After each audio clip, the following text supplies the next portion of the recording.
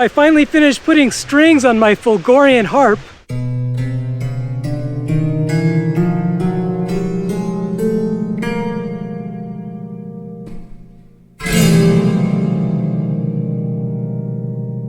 And now I'd like to somehow hang one of these sustainer circuits above each string. This will vibrate the string electromagnetically, and I hope to hang them in such a way that I can carefully adjust their positions in 3 dimensions. And by the way, I'm now selling this as a kit on my website if you're interested, and I have a whole separate video about that on my other channel, but that's not what this video is about. So now I just need to assemble 12 of these kits, one for each string, and then I laser cut some of these bracket thingies to hold the sustainers, and in the end this did work, but not that well, so I might have to revisit this at some point. But anyway, I glued these together, then I stained them off camera so they would look nicer.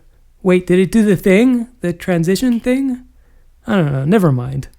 Then the sustainer gets screwed onto the bracket with springs, and I also soldered the nuts onto the board so I can move the sustainer up and down just by turning the screws. Mouth noises. What? Oh. Then this might be a little bit of overkill, but I got this aluminum extrusion, this kind of thing, and I chopped it all up to length. And so the brackets are going to hang off of the extrusion here like this, and this is going to allow me to adjust the sustainers from side to side like this. And I also got about $9 million worth of T-nuts and corner cubies, so now I just need to assemble some kind of frame that holds everything together. And I did this so that I could adjust the sustainer positions along this axis, at least somewhat. And this is all very nice and rigid. Oh, fail! So it took me way too long to figure out that the screws I used were just barely too long, so they couldn't be tightened all the way. So now I just need to take this whole thing apart and replace all of the screws. Oh, maybe the transition thing does work. Okay, well that's good. And so now I need to hang this whole structure above my Fulgorian harp. So I got these blocks of wood to hold it up, and eventually I want to hinge these on here, which I've also been doing with the lids of my Aeolian harps recently. Aeolian. Aeolian. But for now I'm just going to tape these on, and then also for now I'm just going to clamp this whole sustainer assembly onto that. I'm not really ready to commit to this just yet. And so now I can adjust everything. Oh, look at how nice that is. That's nice. So that basically completes the instrument, but now I want to be able to control the sustainers digitally with a microcontroller. And I have 12 sustainers, and each one has 2 control pins, one to turn it on and another one to put it in and out of overtone mode. And I'd like to use this Teensy 4 microcontroller, which I guess technically does have 24 digital pins, but I don't really want to use every single pin on here. I'd like to leave at least some of them open in case I want to add sensors or something else later. So I got these shift registers, which will basically give me 24 digital outputs that I can control with just 3 microcontroller pins. So I ended up soldering these onto this, I guess, kind of expansion board, if you want to call it that. And this was not a good use of time, people. I should have just designed a proper PCB and had it manufactured like any other sane person would have done. But in the end, it turned out nice enough, and it worked great. So now I just need to connect it to my 3 microcontroller pins, and I'll also connect it to 9 volts just to power the sustainers.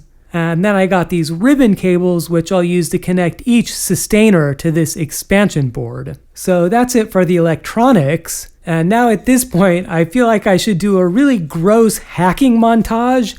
Oh, it was integration hell. I spent a month bashing my head against the keyboard and nothing worked. But in reality, I just spent an hour or 2 at my favorite cafe typing out my thoughts, and it basically worked fine after minimal testing. And so when I plug this in and power it on, my computer recognizes it as a musical instrument, which means that I don't need any special software on my computer. I can just use standard music software. By the way, I eventually want to have the option of having this be autonomous so that I can just switch it on and have it start playing music without needing to plug it into my laptop. But I also do want the option of being able to control it with my laptop, and that's what I'm going to do for now.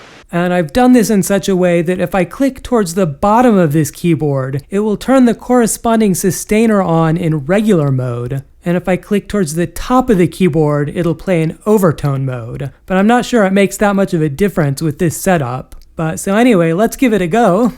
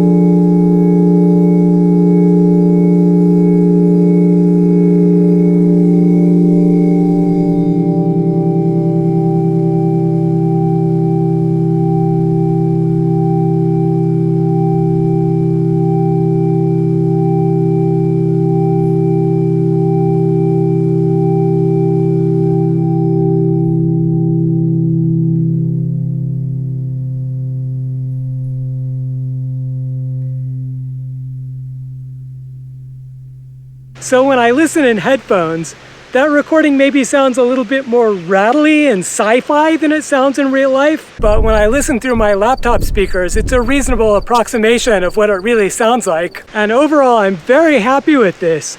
In a previous video, I did show myself vibrating multiple strings at the same time using guitar pickups, but this is the first time I've been able to actually select which strings I want to vibrate and to be able to make chords and chord changes like that. Moreover, the one with guitar pickups was scarcely audible in real life, but this one actually kind of pleasantly fills my apartment with harmonious sound. It really pleases me. The only drawback about this is that it takes a little bit longer than I expected to get a note going. Like, I didn't expect it to be instantaneous, but it still takes a little bit longer than I thought. So in the future, I might play around with either trying to put plucking mechanisms on there, or maybe even trying to use a surface transducer to kind of get the strings vibrating faster. But I guess I also sort of like the fact that you can kind of control it, but not totally. So maybe I won't do anything. The other thing I want to do is make another video where I actually use this instrument to do cool stuff. And I would very much like to have your input on this about what cool things you'd like to see. And to give you an example of what I mean, one idea I had is to try to use a fan as an airspeed sensor, and then the faster the fan blows, the Fulgorian Harp somehow can maybe play more music. And another idea I had is to do something with guitar chord classification, which I've worked on a little bit previously.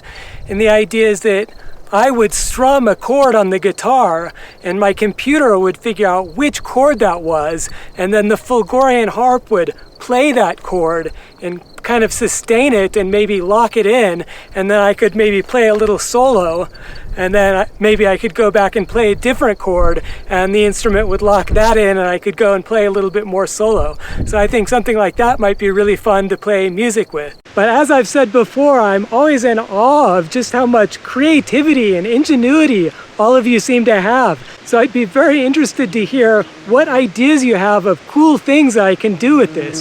So please let me know in the comments. Anyway, I guess that's all I have to say about that for now. Please subscribe to my channel. Guys, it was not easy getting a camera all the way the hell up here. Look how much effort I put into this so you can have nice, beautiful scenery while I talk. Anyway, I guess that's it for now, and I'll see you next time. Bye!